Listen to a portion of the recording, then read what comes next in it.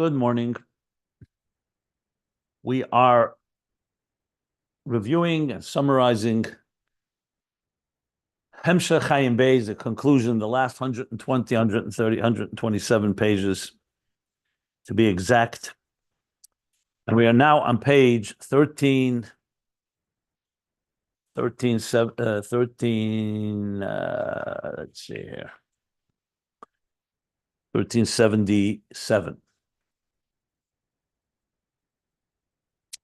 Well, what do you learn? And just to explain the reason we're learning it a second time, though we learned this already, but now we're learning it informed by source material, namely, especially the Maimer Mika Hashem Elokeinu, Magbil L'Sheves, Amashpili Liras, B'Shamayim Ba'aretz, from the Alter Rebbe and Torah, and the Mittler Rebbe, Imam Moriad Muram Tzoi,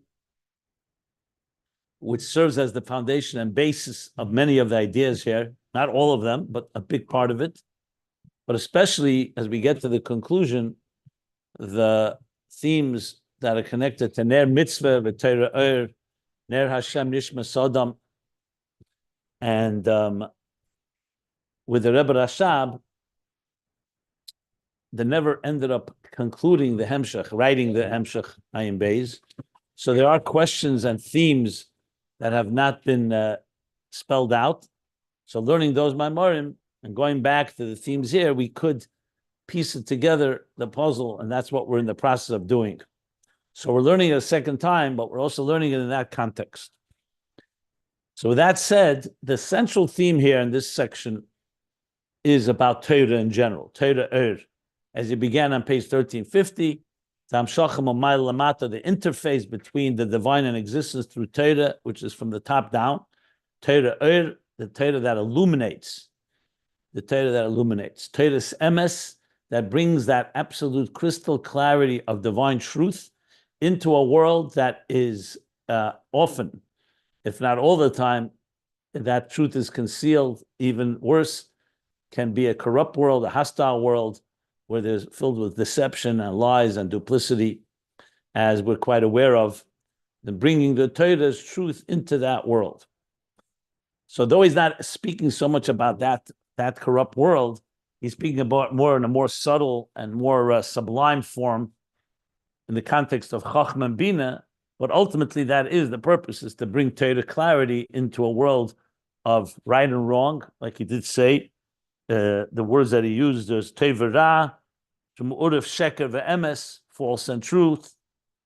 And it's a birur, that the birur is achieved through Chochma. Chochma is beriru, because Chochma itself is fundamentally what he called barur be'etzem. The Chochma brura be'etzem, it's fundamentally brura. And where's the birur taking place? And who is actualizing that birur? That's Bina. Because Chochma doesn't need birur, it has that clarity.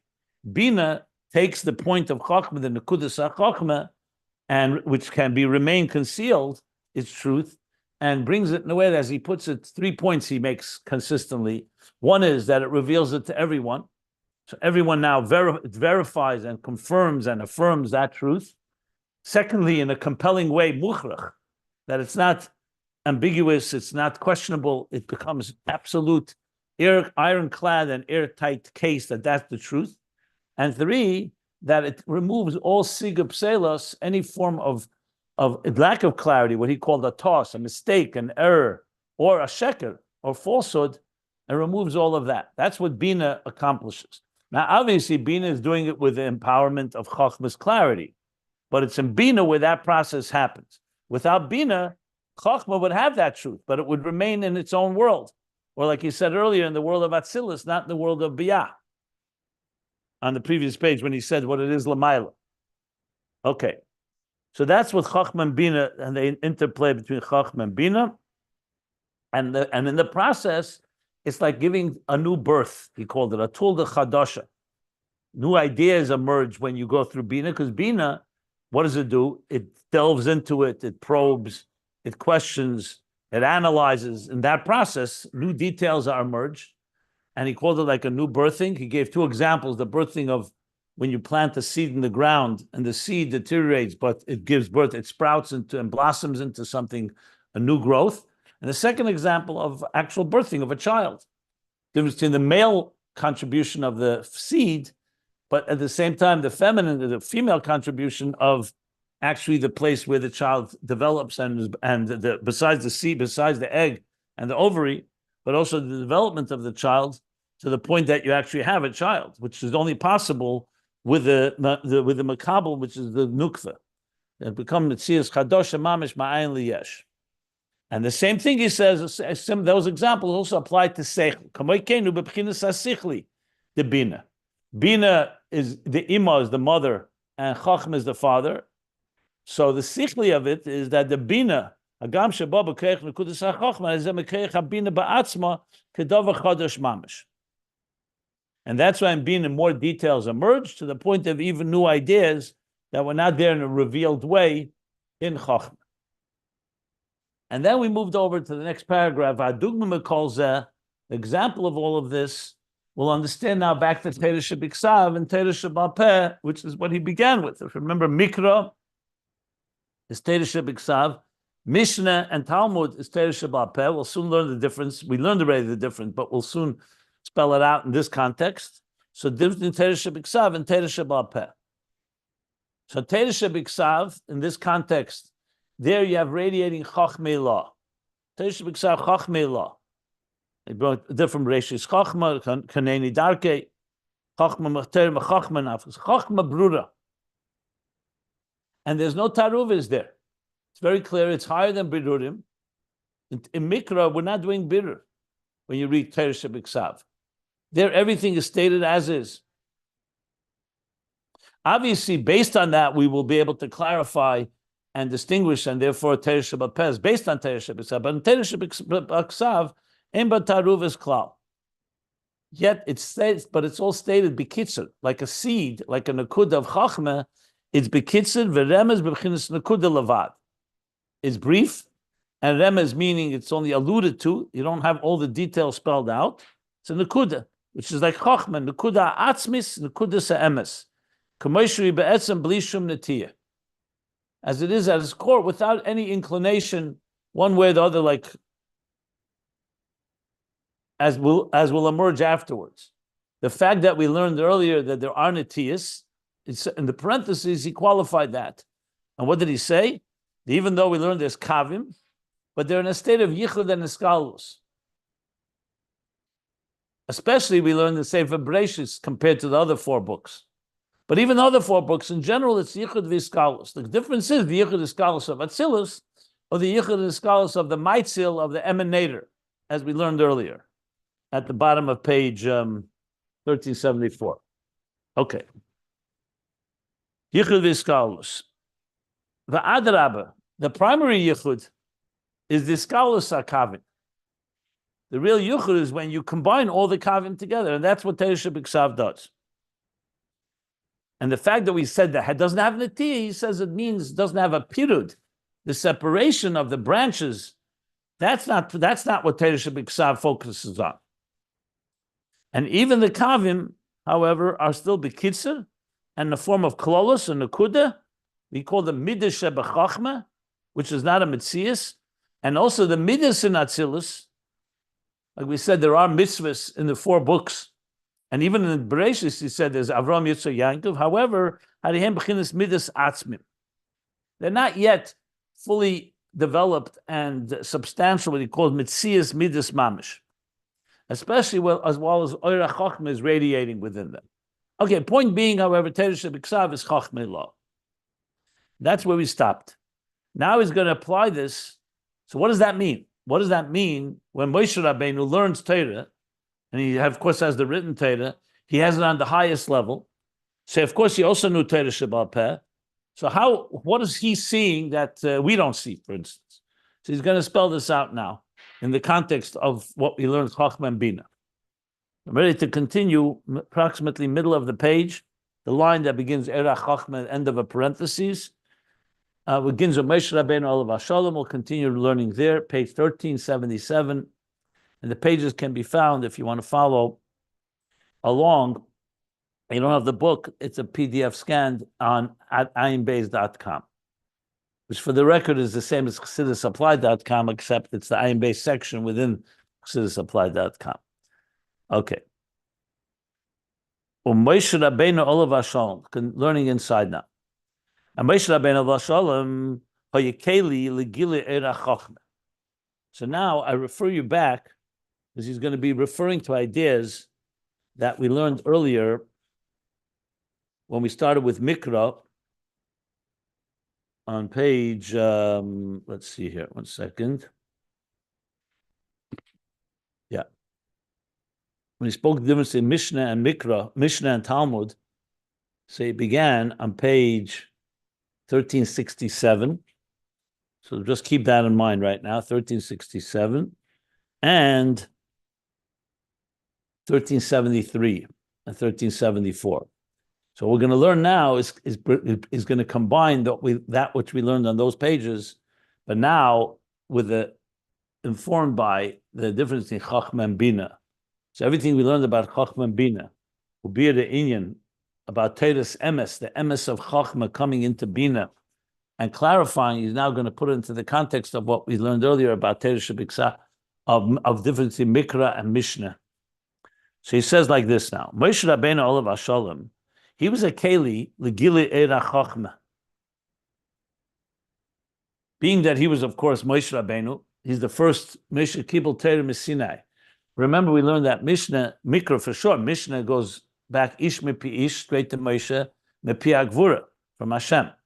So Moshe himself, he was a gili to era Chochma. And indeed, in many places says he was the level of Chochma. Umekitzer hadover shebetera shebiksav, and from the brevity of whatever was discussed in the written Torah, yoda kol prote dine hamitzvah. He was able to draw from that all the detailed laws of the mitzvah. Ukamoi b'pasuk ukshartem. Kshartem lo'esal yodecha, it says in Shema. That you shall bind, talking about tefillin, on your arm. So from the pasuk kshartem, yoda kol prote mitzvahs tefillin. He knew all the details of the laws of tefillin. All the details of the mitzvah of tefillin, I should say. Ukahai gavna. That's an example. Ukahai gavna is like, etc., similar with other psukim. Ukahai gavna b'shari mitzvahs, he actually says. And similar in the rest of the mitzvahs. Okay. So what does that mean? That he doesn't need Mishnah, he didn't need Torah Sheba'al Peh? He just saw a pasuk and he saw everything in it? So just let's bear with me as we read on. He's going to explain what Moshe Rabbeinu learned and knew and what he passed on. As I said, he's bringing this together, what we just learned about Chochma and Bina, to Torah Shebiksav and Torah Sheba'al Peh that we learned. Again, I'm referring to pages 1367 and 1373 and 74. She says like this. Omnom, however, gam prati hamitzvus nemru l'Moshe Sinai. Also, the details of the mitzvahs were told to Moshe from Sinai. U'kamoshe Amar Razal, like Razal say, sages tell us, Mashmita nemru klal l'seo proteseo v'diktuker m'Sinai. So Maimar Chazal, which Rashi brings at the beginning of Parsha Bahar, that just as Shemitah, there Rashi explains, why does it say the mitzvah of Shemitah by Bahar Sinai? So it says, just like Shemitah was said in general, Kolesel, and Upratesa, and its details, the Digduker, and its precise Digduker, Digduki means it's precise points, were said in Sinai, Kach kol ha-mitzvahs nemru. Same with all mitzvahs. They were said Koluseyan in general, Uprateseyan, and the details was Sinai. So the first thing we know from this, that not just in general terms. So even though he said before that Moshe knew from a pasuk, he knew the details, that doesn't mean the details were not given to him. And we'll soon understand the balance here. The Hain, that's the Hain halachas pratis, and so too the specific halachas shenemru leMoshe bal peh that were given to Moshe orally. So we're talking about everything that was said now in Torah Shebal Peh that Hashem taught Moshe. Shein gam ke megilui er HaChochma b'chinas er barer. They too came from the revelation of er HaChochma in a clear light, a clear with total clarity. So not only Torah Shebiksav, the Chochma love of the written Torah, but also the Torah Shebal Peh also came with this clarity of Chochma law. V'ima yesh shezeh Torah Shebal Peh, and even though this, we're talking about oral Torah, not written Torah, Sheba Bina, which we know is in the level of Bina, not Chochma. Torah Shebiksav is in the Chochma. Torah Shebal Peh is in Bina. Nevertheless, and it was radiating the clarity of Chochma. Talmud Yerushalmi, an example would be in Talmud itself. We know the difference between Talmud Bavli and Talmud Yerushalmi. The Talmud Yerushalmi, relatively speaking, because remember, Talmud is already Talmud. But he's just giving an example. Shemeir b'bchinas hachochma v'nikra chochma gbrura legabe Talmud Bavli. So if you break that in Talmud itself, it's like the difference between Talmud Yerushalmi, where things are a lot clearer, with a lot less questions and complexities than in Talmud Bavli. Ukamayim kol Rebbe Meretz Yisrael, like it says, wherever it says Rebbe with a Yud is Meretz Yisrael, that's Talmud Yerushalmi, which was they had more clarity. And kol Rav Mebavel.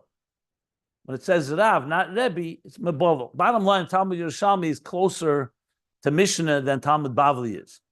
But he's bringing it in Talmud itself. So not a contradiction to anything we've learned. He's just saying in Talmud, remember, there's plenty of overlap. So in Talmud itself, there's the difference between Talmud Yerushalmi and Talmud Bavli. But the main focus here is about Torah Shebiksav and Torah Shebal Peh. So he's saying that in Torah Shebal Peh, like it is in Talmud Yerushalmi, Torah Shebal Peh, in the Bina of Torah Shebal Peh is radiating the clarity of Chochma. That's in the time of Moshe Rabbeinu. So if this is the case, even with a Talmud Yerushalmi, how much more so the halachas that were said to Moshe from Sinai, they have within them, even though they're Baal Peh, like we learned earlier, Mem Tes Ponim. We learned on page 1367 that I mentioned.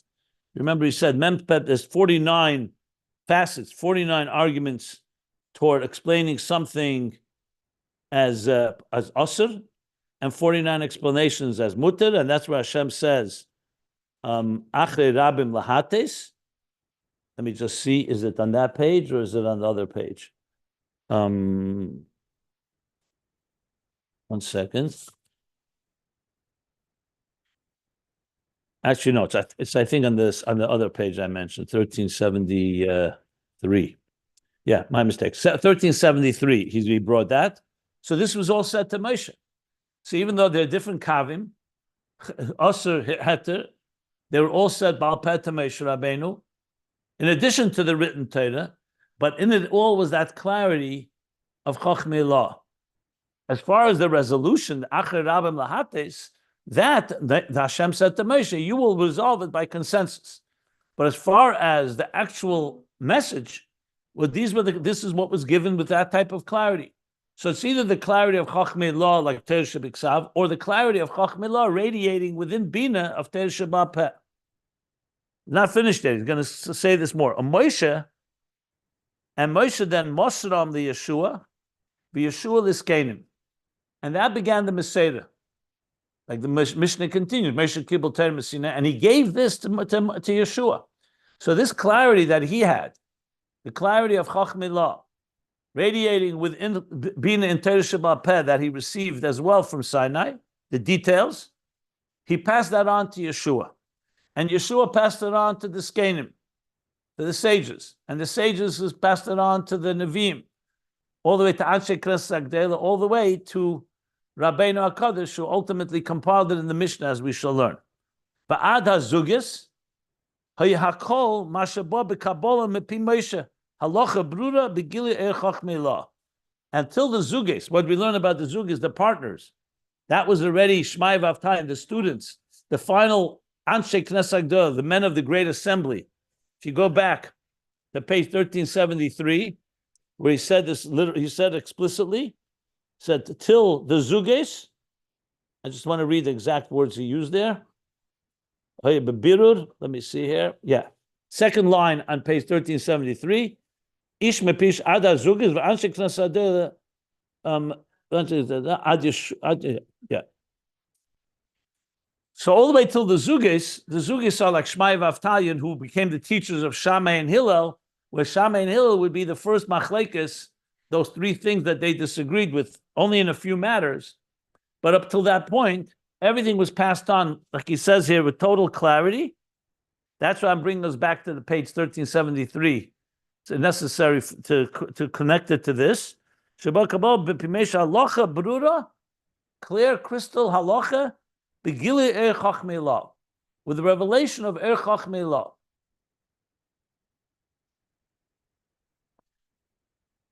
The hain, who's hain? The zuges. Cholku b'davar echad. They did disagree about one matter. K'de'isa b'Mishna Perek Beis the Chagiga. He didn't bring that earlier. Now he brings it. They disagreed about one thing in the Mishna in the second chapter in Chagiga. But overall, like he says clearly, there was that clarity. The disagreement, we need to understand what that means. Because remember, as the generations passed, Er Chochma would start getting concealed. So you could say that first disagreement is based on something. But it's not really, you could say that everything was concealed. It was just, it was still, the Er Chochma was there with one issue that they did not resolve. We'll discuss that soon more. Let me see how he explains the continuing generations. Omnam. However, Era Chochma HaYemeir, this Era Chochma that was passed on generation to generation, radiated, illuminated Ad Rabbeinu HaKodosh. So now, the Zuges are the teachers of Shammai and Hillel. Shammai and Hillel would be the teachers of Rabbeinu HaKodosh and the Tanoim that came after them, which would ultimately be those that compile the Mishnah. So the Chochma law continues on all the way to Rabbeinu HaKodosh, who's Rabbi Yehuda HaNasi. So far what he said here is that Moshe had this Er Chochma law radiating by him, Torah Shebiksav. He did say he was able to see the details from a pasuk, but at the same time he received the details. So as I said, that's not to me 100% clear. Did he receive it or did he see it himself? Or is it both? So I don't want to say anything definitive until we finish reading it all. But meanwhile, that's what he said. And he passed that clarity on, Torah Shebiksav and Torah Shebal Peh, to Yeshua and so on. So what you have here, Chochma and Bina are working hand in hand, because Bina is Torah Shebal Peh, but Bina has the clarity. It doesn't need the struggle of the students that we're going to learn about in Talmud that need to figure out what Chochma is. Here, the Chochma is already translated into Bina, into Torah Shebal Peh. It's all clear. And this goes on like this till Rabbeinu HaKodosh, with the one shift that the first disagreement by the Zugis. That's so far what we've learned. Okay. Now comes I think it's a parenthesis all the way till the end of the paragraph, which is very, is it to the end of the paragraph or only to Makamacha? No, it's not to the end of the paragraph. Sorry. No. 1 second. Let me just see something. Yes, Leimer.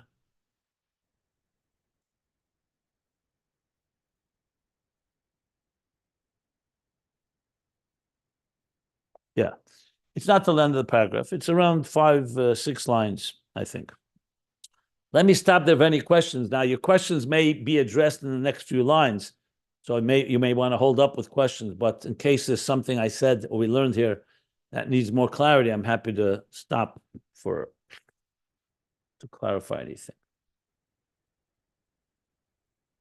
So let's continue. Let's try to finish to the end, at least to the end of this paragraph. So he says like this: V'yesh leimer. The gamma shehitziu misfarosam. So till now we've been talking what they received the Kabbalah. Kabbalah means they received it. Like he said, Moshe to Yeshua, or the other way around. Rabbeinu HaKodosh from his teachers, all the way to the Zuges, all the way back to Yeshua, to the Skenim, Yeshua, Moshe, Pia Gvura. But there are also, he's saying now, what about the things that they drew out from their own svara? Yeshlemer. We could say the gamma sheitziu misvarosam. Also, that which they concluded or they derived, that'd be the right word, from their svaras. Because remember, they learned these ideas. It wasn't just they were repeating, parroting what was said, even though it was very clear, Ishme Pish, what was clear. But he's saying even the things that they did derive from their own theory, their own logical deductions, Misvarosam, was also on a higher level. It was also with the Gili Era Chochma. In other words, generations later, that which they will derive from their Svara is going to not have that Era Chochma in it. They are trying to clarify in a world where you don't have Chochma shining, what that clarity is. But by them, even the things they use their own logic for also had in it the power of Era Chochma. He's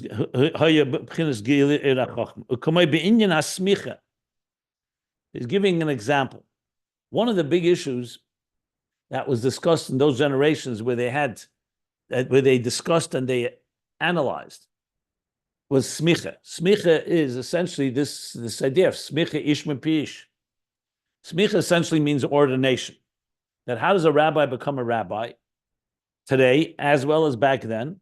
Like it says in the Pasuk, when Hashem says to Moshe, the Samach Yodei Alav Al Reshe, he says to Moshe, you take your hands and Samach and place them on the head of Yeshua. That was considered an ordination where he's passing on to him essentially the authority and the power of smicha, of Ishma Pi'ish, straight from Hashem. Just as Hashem ordained Moshe, Moshe ordains the next generation, and Yeshua the next, and so on. So in this discussion about smicha, he says, what was the function of smicha? That's why it's on the head. It's essentially he's being mamshich to his student from the level of Chochma, not just Bina or lower levels. That's what it is. Like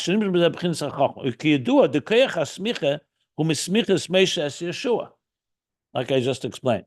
The koyach of smicha in general, of one Rav, or one Rosh Yeshiva, or one great rabbi being semach, ordaining the next generation, it comes from the koyach smicha is from the smichas Moshe.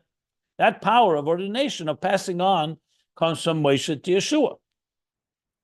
That means the nismach, the ordained one, is receiving, has the power of Chochma from all the way back from Moshe.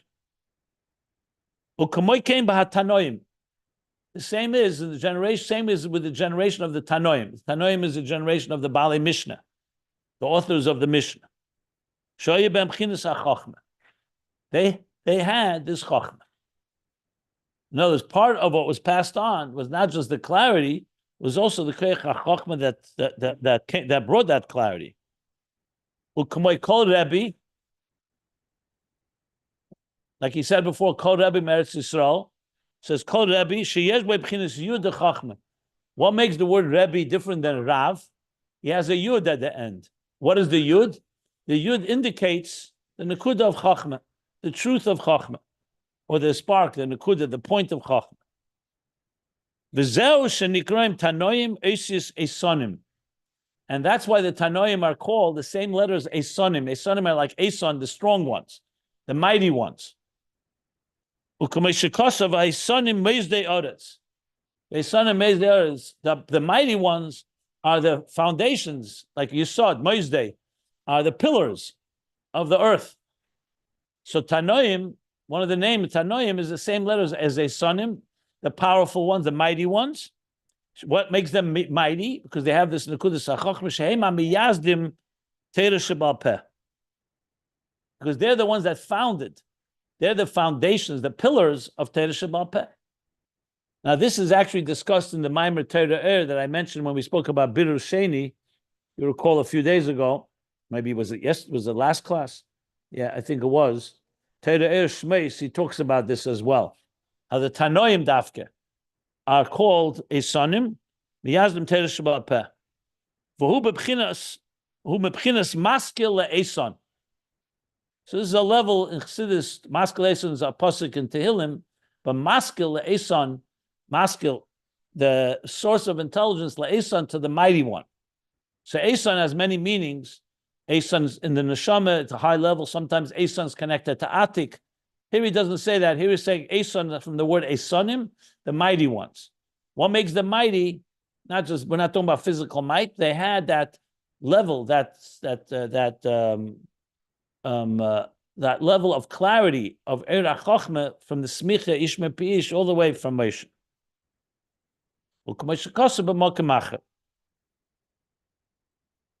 Like it says elsewhere. So what he's added here in this parenthesis, that not just what they received, but also their own theories, because they were on that higher spiritual level of Chochma, even their own deductions and calculations also had radiated with Chochmei law. Okay. Now he goes back after the parentheses and says, Vehain, and since Rabbeinu HaKodosh, till him, was shining and radiating this level of Chochmei law, so he says like this now, Vehain ha'alochas shekover Rebbe b'Mishna. These are the halachas, these are the laws that Rabbeinu HaKodosh designated and established, I should say, established in the Mishnah, shein divri Kabbalah ish mipi'ish ad Moshe Rabbeinu. Like we learned earlier, these are the divrei Kabbalah, that which was received, ish mipi'ish, teacher to student, man to man, mouth to mouth, all the way to Moshe Rabbeinu. Like he began, like he said, I'm just going back for a moment to see. Yeah, he spoke about it on page 1373 is the real page where he elaborated on it. You want to see one thing, whether he spoke about it here? 1367, not really. 1373, where he discussed it in detail, yeah. Okay. So what was added is, over what we've learned till now, meaning earlier pages, is the Chochma Bina connection. That's all talking about the power of Chochmei law shining. And that's how he's explaining what we learned earlier, what Mishna really is. So Mishna clearly is Ish Mipi Ish. Basically, it's Bina, under the influence, Bina illuminated by Chochmei law. And that effect, that's what Mishna is. One final parenthesis in this paragraph, he says, Rambam b'Hakdomas Pirush HaMishna. So the Rambam has an introduction to his commentary on Mishnah. Sometimes in the Gemara it's called actually Hakdama to say the Zroim, but it's already been pointed out, it's really Hakdama to the entire Pirush HaMishnayos. So he writes like this, the Rambam. Mehem, he lays out the structure of Torah. A lot of what we learned here is elaborated by the Rambam. Obviously, he doesn't talk the chassidus of it, Chochmei law of it, but he speaks about these different structures of Torah, of Mikra, Mishnah, Talmud. So he says, Mehem, Kabbalas, Mekubalas, Mepi Moshe Olav HaShalom. That among the things that were passed on, generation to generation, were also things they received orally, Mepi Moshe Olav HaShalom. Means it wasn't written down, it was received orally. So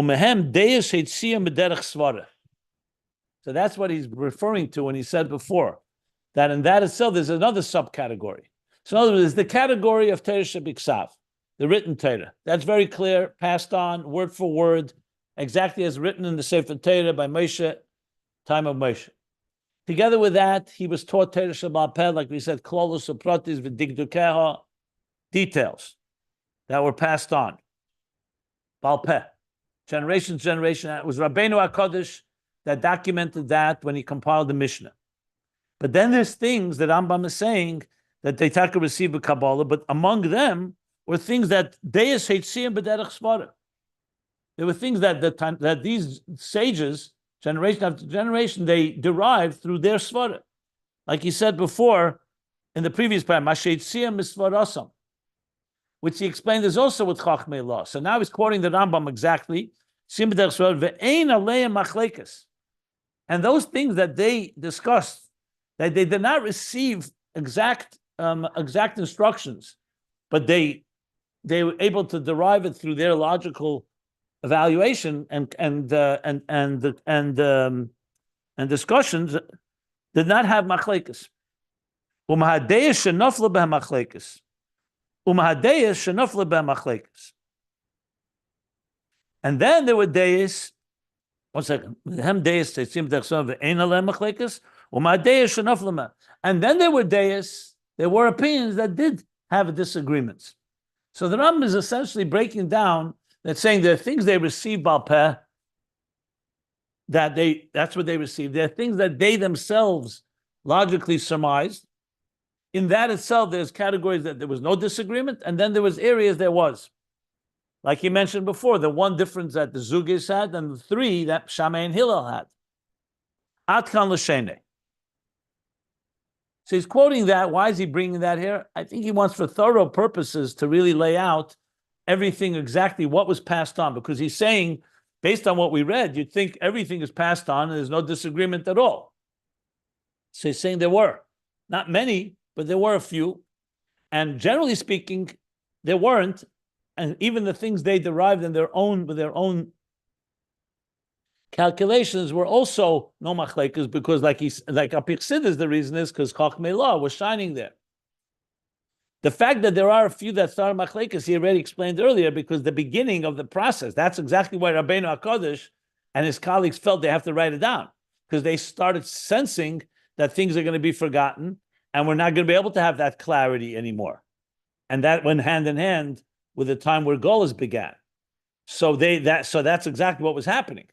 That was not to maintain that type of preserve that integrity that was from Moshe till the time of Rabbeinu HaKodosh was not possible.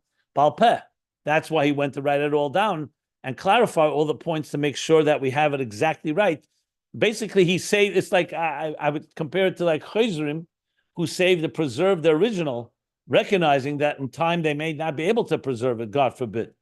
So that's exactly what they did. So it makes sense that in the early stages there were still there were a few things that were not so clear, and that's why there were disagreement about.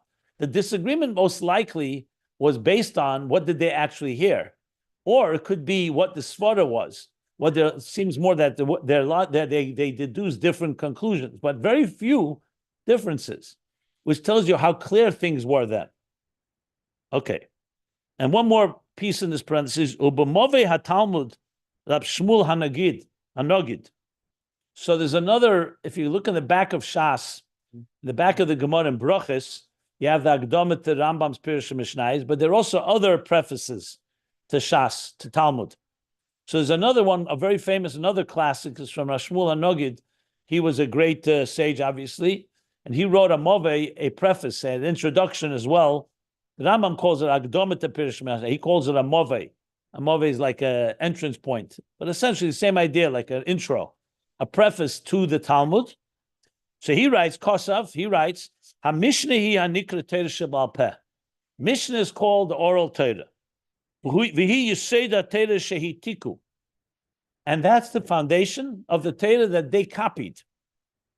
Rotzeina lemer, what means hitiku? They copied hatoka ish mepi ish, or hatoka mi ish leish.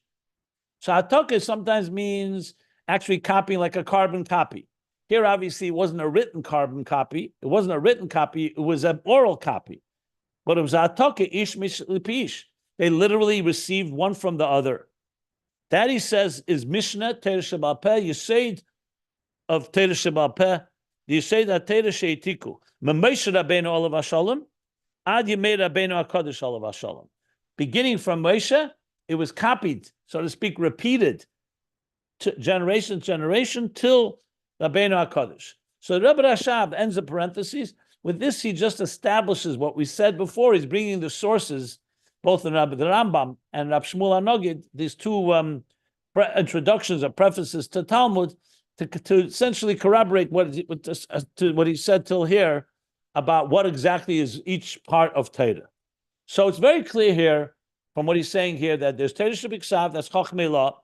Torah Shebal Peh is Bina, Mishna, but the Bina is completely radiated, illuminated by Chochma.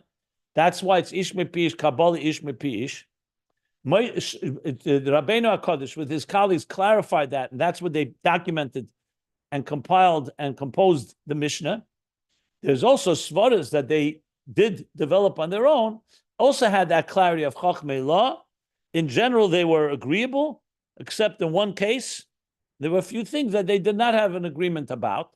But that, as I said, is understandable based on the process, and was only in the later generations. He doesn't explain what I just said, but that's the obvious explanation, especially if you go back a few pages, page 1373, where I believe he says that almost explicitly. But bottom line is, this is all Mishnah. This is all the generation up to Rabbeinu HaKodosh. We've not talked about what happens next. As far as Moshe goes, it's pretty clear that I would explain it as follows. That was able to draw out from Bikshartem, from a pasuk, the details. Number one, because he had that higher clarity, and number two, because those details were spelled out. It's not a contradiction. In other words, hypothetically, can you say Moshe looked at a pasuk, the details that we have in Torah Shebal Peh that Hashem taught him, the 49 this way and 49 that way, all the details? I would say probably not. That's why Hashem taught it to him. Or you could say he was able to derive some of it, maybe not all of it. He doesn't spell it out. It's clear that he was able to do something because he had that Chochmei law, but that makes sense. Even the Tanoim, you could say that they were able to look at a pasuk, and because they were on that higher level, they were able to see things that you and I may not be able to see. But still, Hashem did teach Torah b'Pirusha Nitna. He did give Torah Shebiksav with Torah Shebal Peh. So the bottom line is, Moshe Rabbeinu did receive, like he said, the Chazal about Shemitah, with all the mitzvahs, he received pratim and digdukim. So I don't think it's a contradiction to what he said at the beginning. He just said he was a keli legili era chachma, and mekitzra adover shabbatei shebeksav yoda kol pratim mitzvah. But then he says, omnam gam pratim mitzvahs were spelled out. So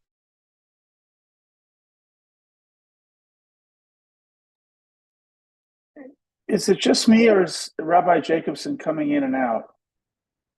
Can everybody hear him clearly? No, he's freezing. I'm okay with him. I can see him fine. Coming in and out. Yeah. I can't hear him or see him at all right now. Right now I can't, but I was hearing him before. Yeah. Can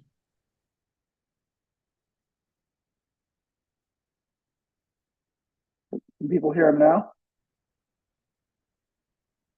No. Not me, not me. No. Yeah, I think he's aware. Yuval, you're the host now, so you have to continue teaching. I wish. I'm sure you could do it. He's coming back. But you're back. You're muted though, Rabbi. I'm out. No, Rabbi Jacobson is muted. There we go. The internet went down. If that happens, you should just know. Usually that means the internet went down. It's not in my control. But okay, came back up. Good. What was the last thing you heard? You were winding up the end of the paragraph, and you were saying that there's no stira, there's no contradiction. Oh, okay, between... yeah.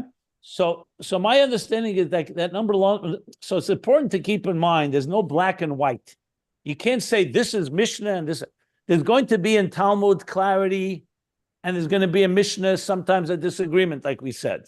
Moshe Rabbeinu could definitely derive more than most people, or more than anybody, but still, the bottom line is Hashem wanted to give him the details, and he did give him the details. Not everything can be guessed, not everything can be deduced. The point I'm trying to say is that it's not a black and white cutoff point where you say, here is where there's no more Chochmei law. But generally speaking, in general terms, you can say that the Chochma law generation of a clarity that came ish me ish, and that's why he brings all these sources, ends with Rabbeinu HaKodosh with a compilation of Mishna. After that, we'll begin the generations of Amoraim that we're going to learn about in the next paragraph. Actually, not so fast. He's going to get back to Talmud a little later. He's going to still elaborate on this more details, and then he's going to get back to the next generation, what happens after Rabbeinu HaKodosh, and we're going to learn, obviously, that Chochma law is not shining quite with the same intensity, and that's why you need them to use much more their own seichel to derive and clarify things that are not clear in the Mishnah on its own. So this is the level so far that we've reached. Mishna, Rabbeinu HaKodosh, Chochma law is shining clearly into Bina as well, and that's why it also illuminates the details. But we haven't gotten back to Talmud yet. We haven't gotten to the next generations.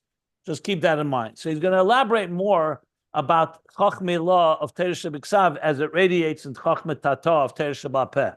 That's going to be the next paragraph. So thank God he's going to elaborate more on it. So we're going to hear more. But overall, the importance of this, of course, is I think quite obvious. Torah. We're talking about how to bring the clarity of Torah all the way from Har Sinai, from Moshe, all the way down to each one of us. So we haven't gotten to our generations, but he's explaining the Ishtalshlus, the evolution of how this is, at least from Moshe now till Rabbeinu HaKodosh. So far, that's what we've learned here, and we're going to continue learning. So I'll stop here. Any questions? We'll stop here. The end of the paragraph, end of the page, 1377.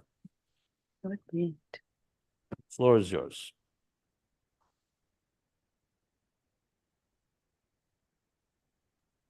I found this. I was looking for this Indian of Tanaim and Esanim, the same Osia, the same letters. Torah Shmois is where it's elaborated upon. Oh, so I posted that, and that's what I wanted to ask you about.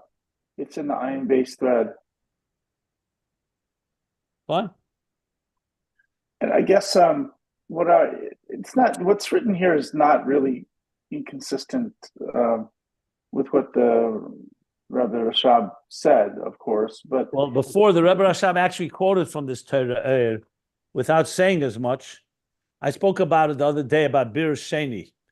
That's where he talks about what he talks about on page 1374 is part of it is actually the language from Torah.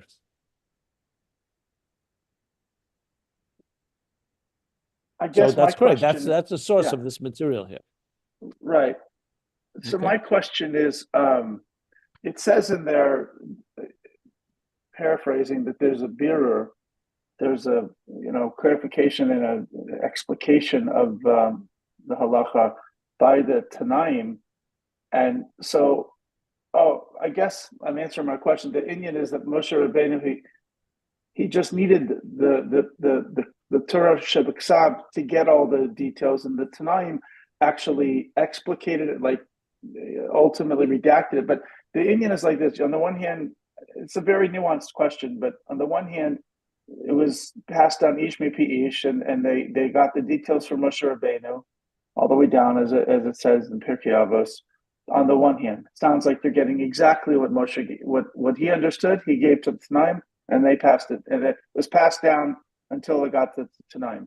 On the one hand, on the other hand, it sounds like the Tanaim were mavarer what is in Torah Shebiksav. So I'm a little confused there. Because they were intelligent people, and they weren't just parrots, as I explained. They discussed it. Moshe Rabbeinu also discussed it. There was discussions all the time. They were learning Torah. They weren't just repeating like tape recorders. They were discussing it. Discussion, by definition, is birur. It's just not the birur from darkness to light. It's not a birur due to lack of clarity. It's a birur of what they're learning and trying to understand it and spell it out. And so there's plenty of birur going on. Like he said, then Rabbeinu HaKodosh, when he prepared the Mishnah with his colleagues, they looked and they clarified. Remember, there were many, many students. So you can imagine after Moshe Rabbeinu gave a class, the students would discuss it. Just Yes. think on a human terms. It says actually a Got whole it. process. Moshe would teach Aaron, then they would come in the next group, and then they discussed it, and I'm sure they had all kinds of thoughts on it. Understood. Thank you. But that's a different birur. We're not talking here a birur from Choshech, where because they don't understand what it says or there's no clarity. That's what we're going to learn is the birur of Talmud. This is a different birur. This is the birur. That's why I explained birur Sheni on page 1374. He spoke about it briefly. We said Shema Chochma La Yichud Ma'aban, and even the Brises, Rab Chia and Rabbi Shaya, they also what they verified were the Brises that was clarified, spelled out. Even if someone, let's say, said something in those generations, and the other Tanoim or the other sages said, well, we didn't hear that, or we didn't hear it that way, that would also be part of a birur. Bottom line is what Rabbeinu HaKodosh wrote down was he clarified to be everything exactly as we had learned it. But he says here also there was a svarasa ma'atzmam. The Rambam says the derech svara. He also brings about the derech svara. So he does bring that as well, that they also use their own minds to derive different conclusions. Understood. Thank you. Can you just a footnote question? The main contrast will be with Talmud. That's where you'll see the real difference. We didn't get there yet, but we will get there. Yeah, this is a minor question, but what is this expression about the idea of Chochma and Chakim, the lo b'Chochma, lo b'Chochma yediyah Chakim, the lo b'Chochma yediyah. Do you mind we discuss that another time? It says since he doesn't mention it here, I'd like to talk about it. Well, it's at the beginning of the Torah or that I posted. Yeah, but we're not learning Torah right now. We're learning this, so let's cover this. I'll review it when next time I review the Ayin Beis. It's part of the bigger picture, so I'd rather keep it to that. But you'll get to it. First of all, I have already discussed it a number of times. And secondly, I mentioned it quite a few times in my reviews, but I will mention it again in a review. It belongs more in an overview rather than. Okay. Yeah, I know you have. That's my problem. I don't remember. I'm sorry.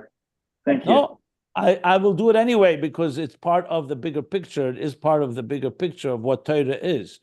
If you go back to Ayin Beis, if you like, go back to the bottom of page 1365. Okay.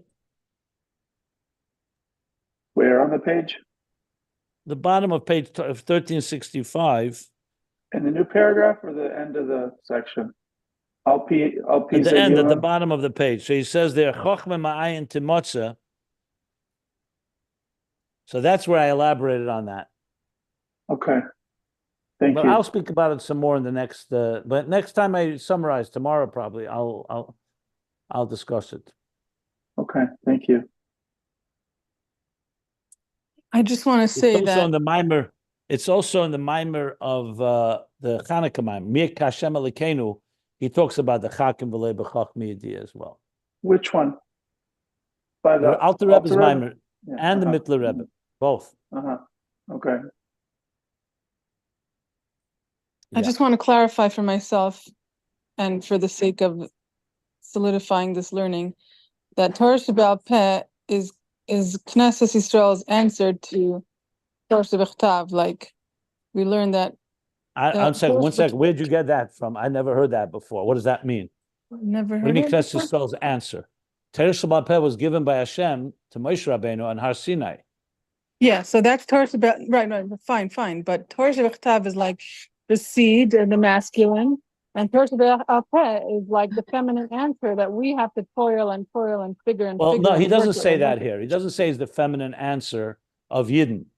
It's also part of what Hashem gives us. He gives us both. But it's a seed, but it's from the seed that we answer kind of toil around. I'm sorry, is it noisy? That's not what he says in this. That's not what he says in this mimer. Let me put it. No, I know, but I know he's not saying it right now. But since we're kind of like hashing out the difference between Gemara, Mishna, which is like it comes down clearly, but still the Tanaim are using their own intelligence to explain it. And then Gemara is going to come even further into the intelligence of the human being. That I just want to kind of solidify that idea. Well, I would wait till we learn about Talmud, and I think it'll be easier to solidify then, because once you read Talmud, that's when you'll see the real makabel come into play. Because Torah Sheba'al Peh was Torah b'Pirusha. Hashem gave Torah Sheba'al Peh at Sinai to Moshe. So hypothetically, both Torah Sheba'al and Torah Sheba'al Peh are both coming from Hashem. It is a process. There is an element of makabel. But he only gave it to Moshe. Okay, yeah. But the real makabel, as you'll see, is going to be expressed in Talmud. So I would wait till we learn about Talmud. Then I think what you want to solidify will be a lot clearer. That's my. Thank you. Oh, hello. Cutest.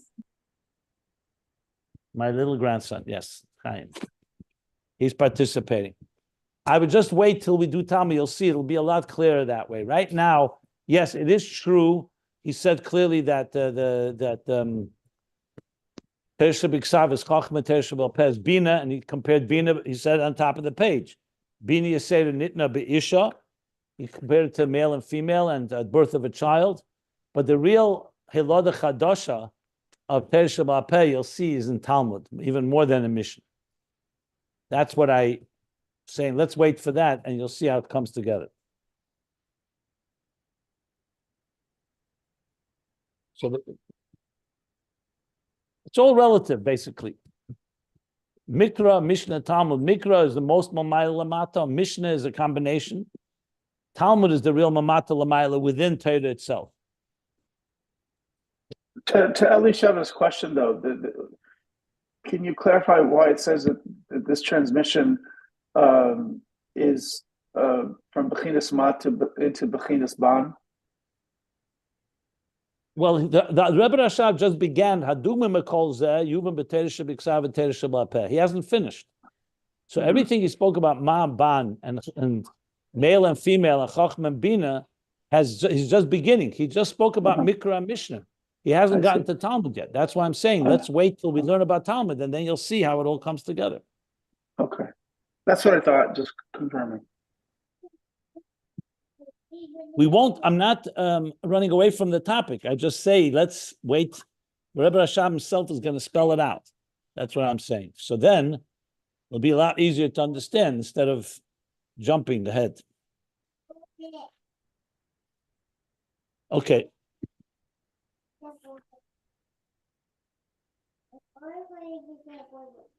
So bottom of page 1377.